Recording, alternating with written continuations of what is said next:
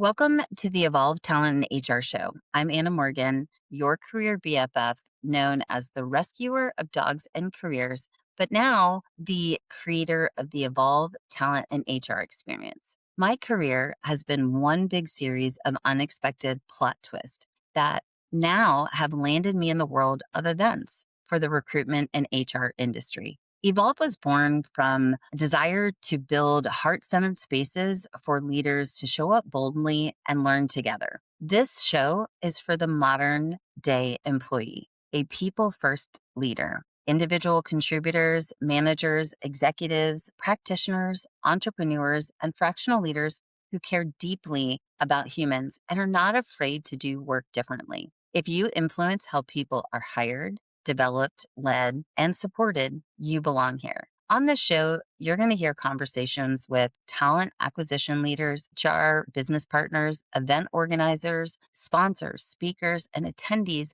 who are passionate about building human-centered, connected, and creative workplaces. So if you're ready for something a little bit different, community, fresh energy, and practical inspiration that you can use right away, you're in the right place. This is the Evolve Talent and HR Show. Let's dive in.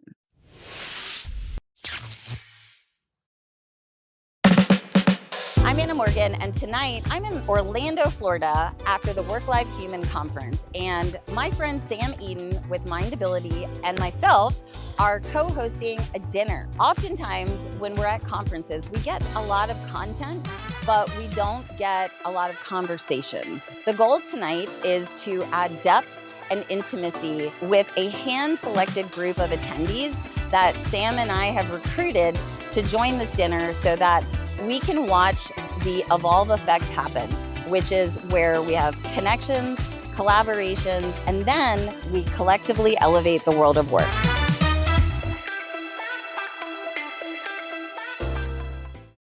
I'm Anna Morgan, and we are in Orlando, Florida after the WorkHuman Live conference, and I'm here with my friend Miles. Miles, for those of us that don't know you, why don't you tell us a little bit about you, where you work, and why you're here? Sure, happy to do so. So Miles Pell.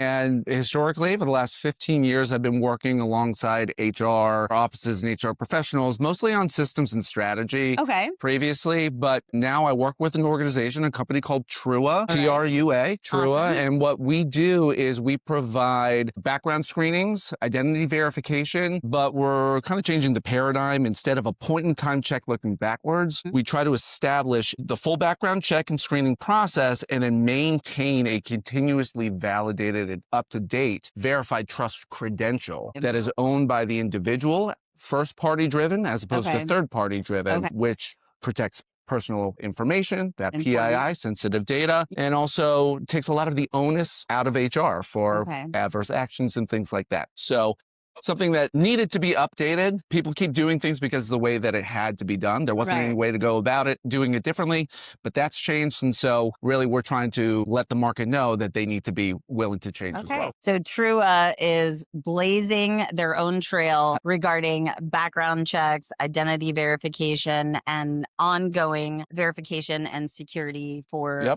hires and employees. You hail from what part of the United States? So I come from Maryland, just outside of the DC area. Lived there for a long time. So the weather's great here in Orlando. It certainly is. Is this your first WorkHuman Live? It's my first WorkHuman Live. I've attended other conferences in the past, Disrupt HR conferences locally in DC, SHRM conferences and things like that. But I was really excited to attend the WorkHuman Live, and it hasn't disappointed. It's been really exciting. So roughly how many conferences do you go to a year? Can you say? I try to go to at least one a quarter, just kind of the pacing. I really value in-person events. Thank you. Yes, absolutely. More and more, I found that people are yearning for that proximity, and people are just sick of doing business over Zoom, sitting at their desk, trapped in their own basements all day. Yes. And you can feel the excitement as soon as you show up. Everyone is ready to be back at events like these, and that energy, I think, just makes for more fruitful conversations, both in the sessions, in the rooms. People are ready to show up and pay attention. Yeah, exactly. Well, and that's why we host tables like this, to keep that conversation going and to have the conversations that maybe aren't being had from stage or in the hallways. So you go to these conferences, and then how did you get invited to this dinner? Through our mutual friend, right? Yeah, that's right. Through Sam. It's interesting, just through the networking of the day. Yeah, you didn't know Sam or me I didn't know prior you to this or Sam, morning. or That the is only other amazing. person at this table that I knew was my work colleague, Mark, who I came with. So he's your conference BFF. That's right. That's right. And been trying to divide and conquer in the sessions, come back together, collaborate, talk about what we learned. But in Yeah. doing so, he met someone in the elevator last night on his way back up to his hotel room. Elevators, great place to make connections, right? Absolutely. I actually got a text from him when he got back to the room. He's like, I actually got to do the elevator pitch in an elevator.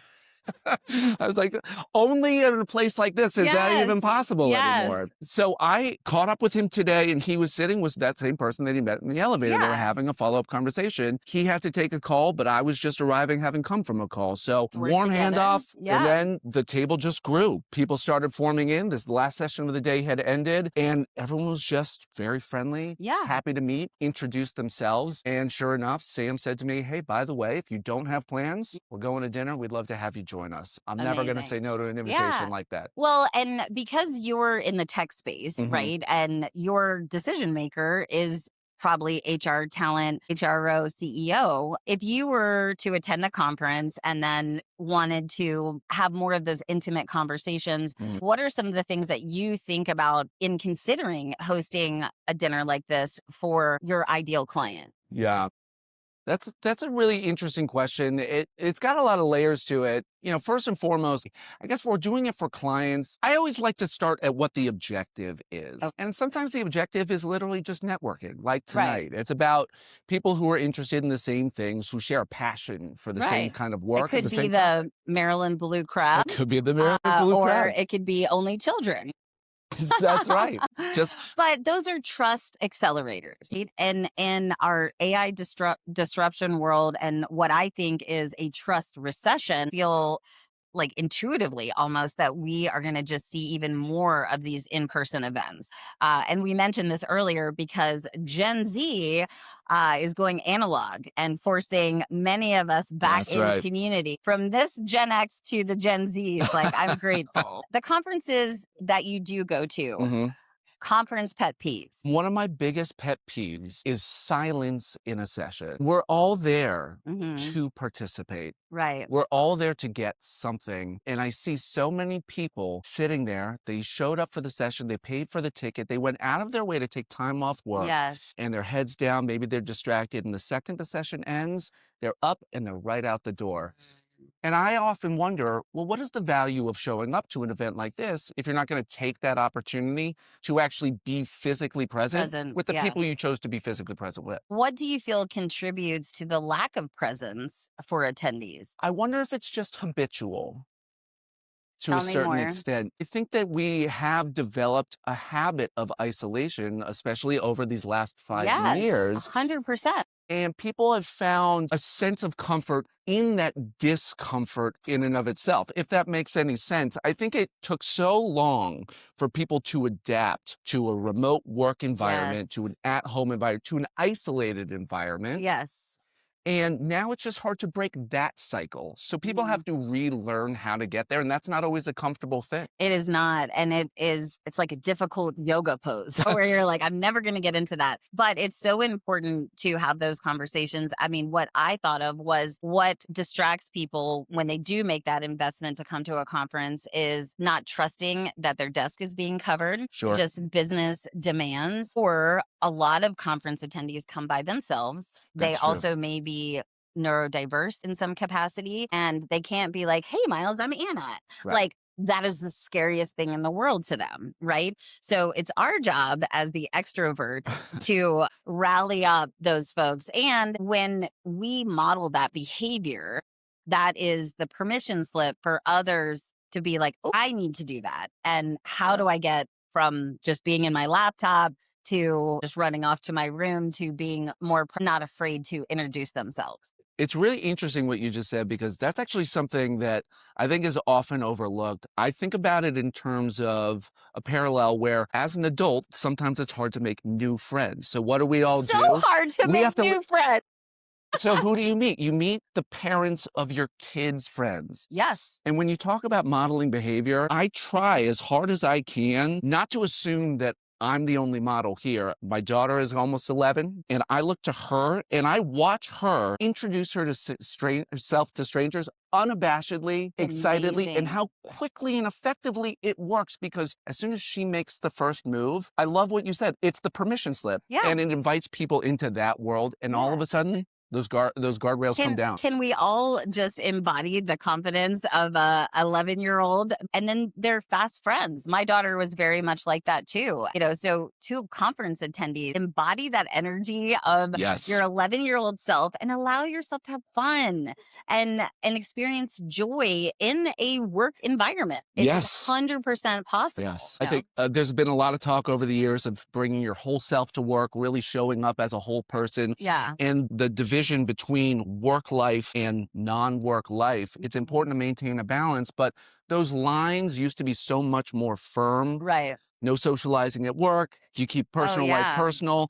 And those are really starting to blur. And I actually think that that is a really positive development. And I think that's something that was a catalyst from COVID, Yes. that employers were forced to look at their population as humans talking. So humans that have husbands and aging parents That's right. and Yeah. a mother going through perimenopause or have experienced grief Yeah. or a wide variety of things. And so one thing I appreciate about this conference is the tranquil, the meditation, Yeah. the nursing room, really showing that inclusive, safe energy. Yeah. And we just haven't had enough of a tipping point, I think, for everyone to feel completely psychologically safe to show up in the ways that are more natural Yeah. for us, Yeah. coming back into in-person events.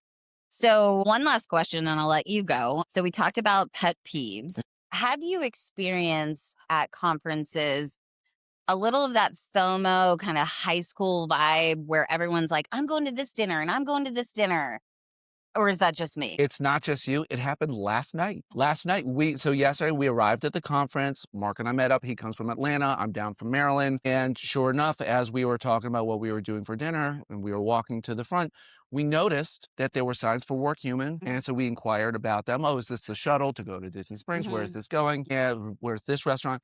And they were invite only, invite only. And we Or didn't even, or VIP. VIP. And we didn't even know that there was a list we weren't. And it wasn't Right. until we found out that we were like, what are we missing out? Mm. But at the same time, this is both of our first times here. Okay. And so there is certainly a level of understanding. And we were just kind of getting our footing too. But Mhm. so a day like today completely turned that on its head. Everyone being so welcoming, everyone Mhm. being so open to connecting Yeah. and networking and Mhm. doing the work of being in person changes everything. And so I do think that there's a little bit of that, but So it's how do we natural. solve that? I mean, one, Ooh. I believe vendors need to do a better job of nourishing touch points on the app or with their ideal client leading up to the conference. Like I've been kind of frazzled this conference because I came last minute. Like I Really? found out I got a ticket on Thursday and I was here on Monday. So normally I do quite a bit of research Mhm. and I kind of map out where I'm going and who I want to meet and all those things. But for this particular situation, again, making that plan ahead of time. And then having some foot soldiers, right, to build that curated list. Mhm. And then having great technology to make sure you're reminding and that everything is clear as to where it is, what time, how do you get there, and then helping people get there together as Sure. well. Any other ideas on that? I think a lot of the onus has to be held by the individual. I Mhm. think part of what And makes that's a good point. Let me say this for conference goers. You're not going to get what you don't ask for. yes, And don't be afraid when you're networking with new people to say, are you going to any fringe events?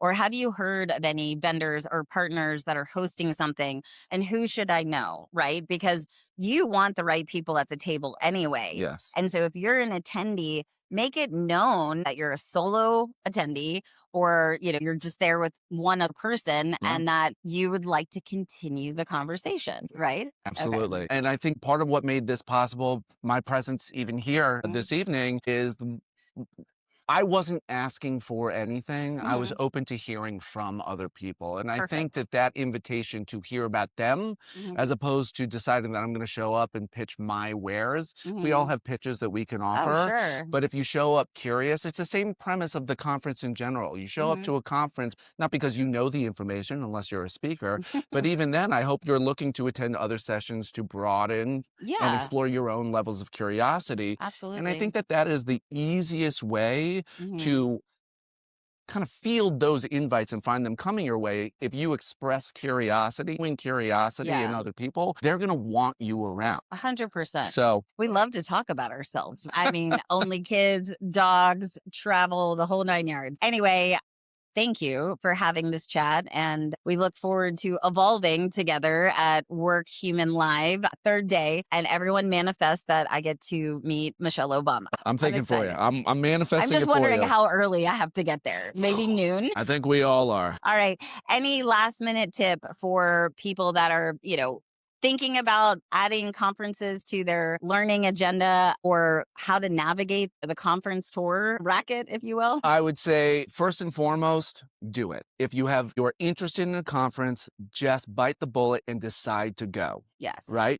Show up and then do your best to swallow that anxiety. Even if you're just going to start with the vendor booths and just let Hmm. them talk at you, that's a Hmm. great way to practice your intellectual curiosity. Exactly. And it is like EQ skills too, how Yeah. to approach people, how to be curious and ask questions. And that muscle will develop, which then you can use at the lunch table and in the elevators and all the different things. So, Came here for a reason. Remember that every day. exactly. Awesome. The whole gatekeeping thing, whether it's hosting a conference or having a platform or software like you Mhm. do, I feel like the benefit is when we pull back that curtain and have the transparency and say, hey, I made these mistakes in building Evolve my second year. Yeah. Have you experienced something like that? And they'll be like, oh gosh, let me tell you about year 4. Wanted to light it on fire. And I feel like those conversations are possible, but like we talked about the permission slip on the playground, Yeah. right? My goal and my vision is if I keep showing up in that manner and promoting other conferences and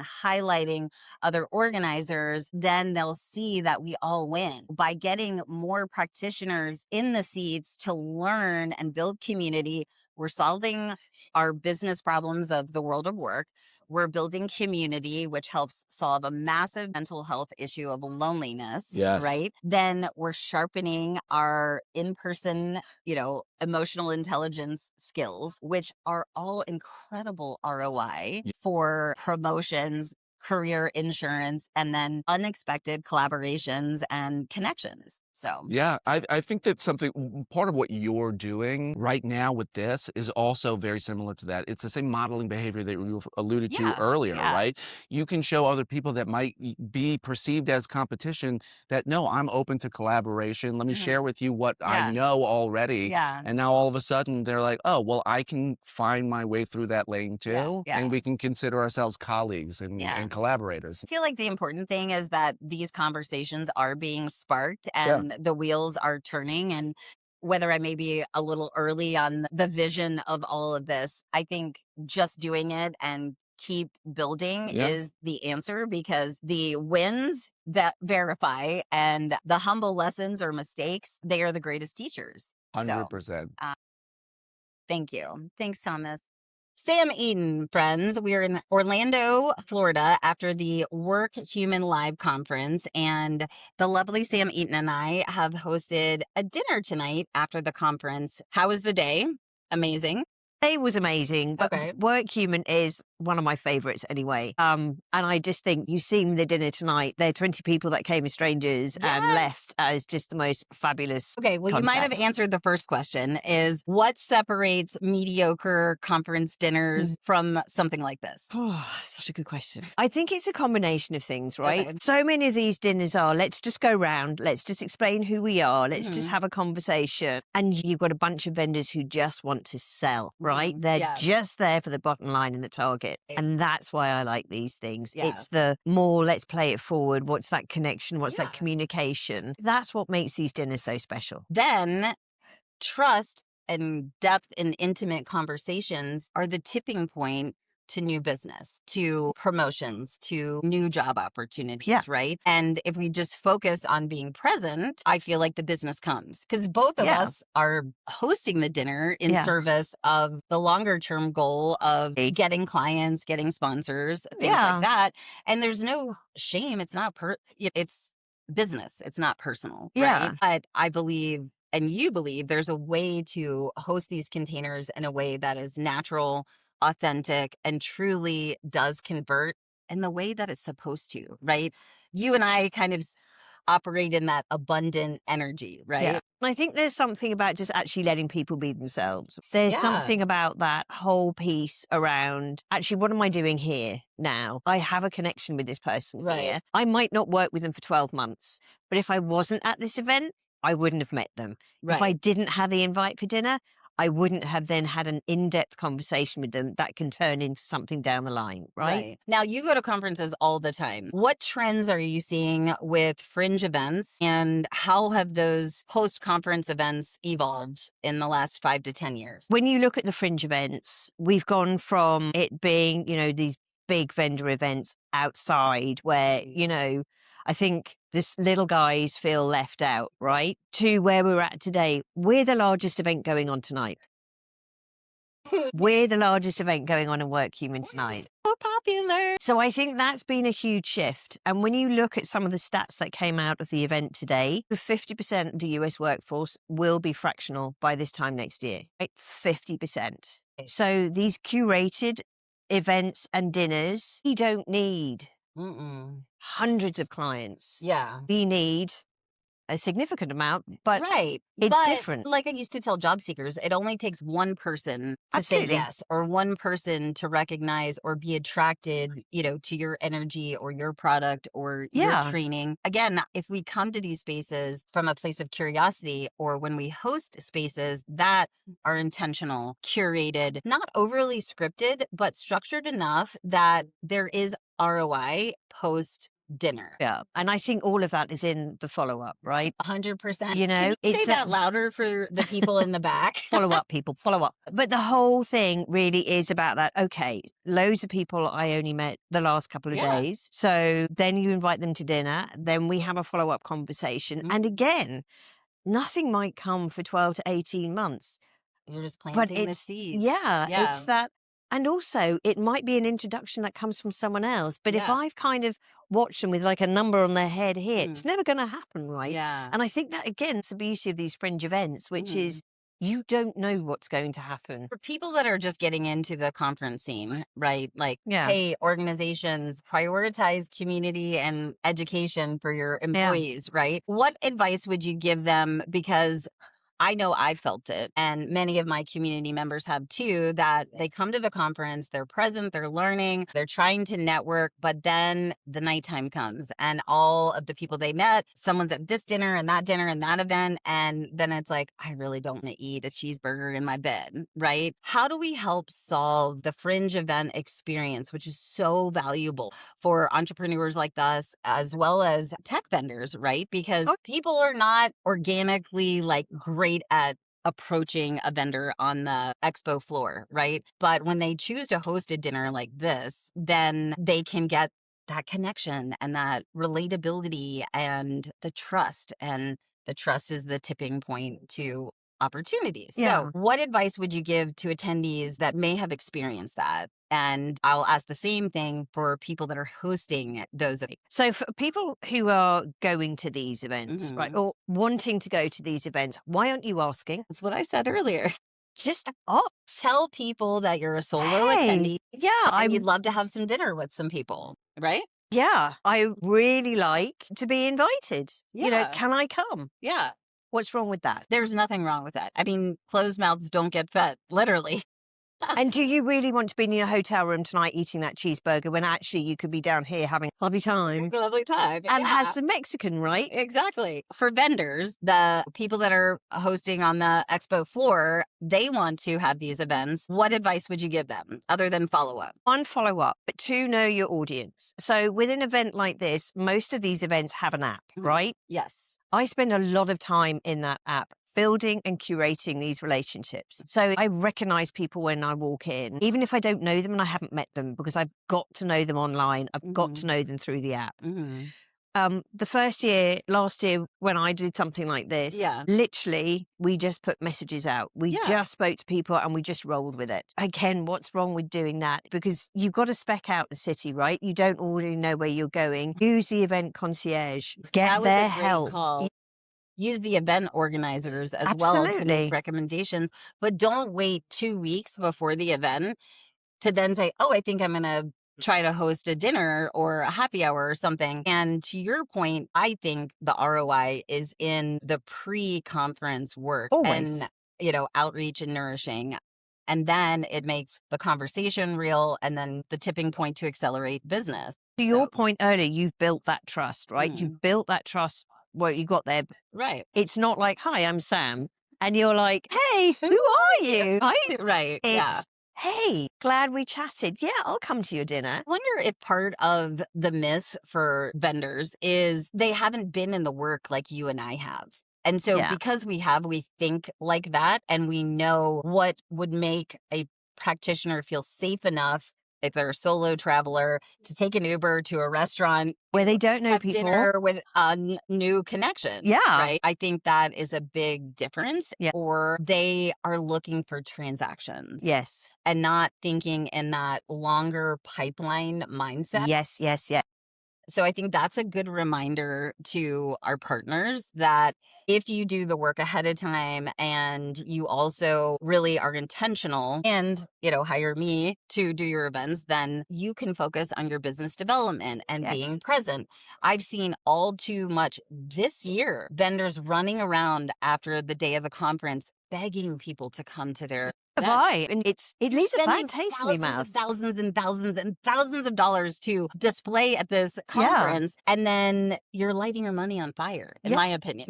I mean, one, I think there's that. And it's just something you said a moment ago. If you're going to build a short-term transactional relationship, people will see that, right? 100%. They will see that you put a dollar sign over that person's head. No one is going to buy from you because they want to build a relationship with someone that they can trust, which is, do you know what? I do it all the time. Someone says, yay, I'm going to come into your mastermind. Do you know what? Stay in the business club for now. And when you're ready, then we will. Can't wait to think start about the human. The business group. What is it called again? Business club. Business club.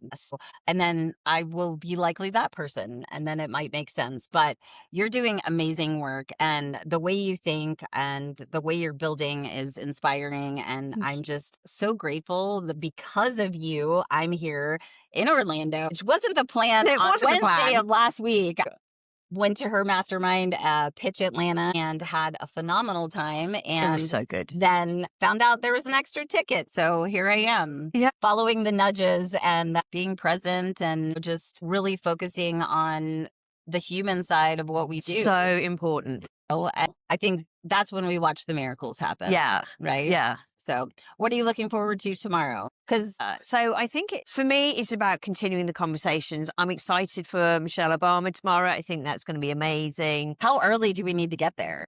I mean, who knows, right? But that's going to be a really interesting moment. But continuing some of the conversations from today, right? Awesome. Because I genuinely believe that these opportunities, when we're all together, everyone goes back into their little silos, right? What a wonderful time just to make sure you're making the most of it. Absolutely. This has been a great experience tonight. We've had such a great table. We've had a good turnout tonight. Amazing conversations. I can see all kinds of great friends being made and mentors and leaders saying to another person that's thinking about leaving, like, you are ready. You can do this, and what a blessing. I mean, I follow this principle that on the days where I'm like, I can't do this anymore, because I know you believe in me, I'm just going to borrow your belief that I got it until it's done. Yeah. And that's another thing for people out there is just borrow the belief in others if you're struggling with what you're building. But don't be afraid to ask for what you need and be present and come to conferences and be a part of the community. Then we can all evolve together. Thank you. Thank you for joining me today on the Evolve Talent and HR Show. I'm Anna Morgan, always your career BFF.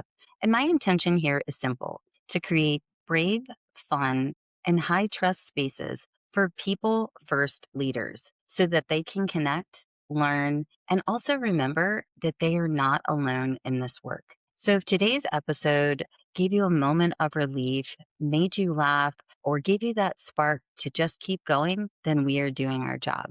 Until next time, please keep showing up boldly, keep caring about humans, and always keep evolving. Bye.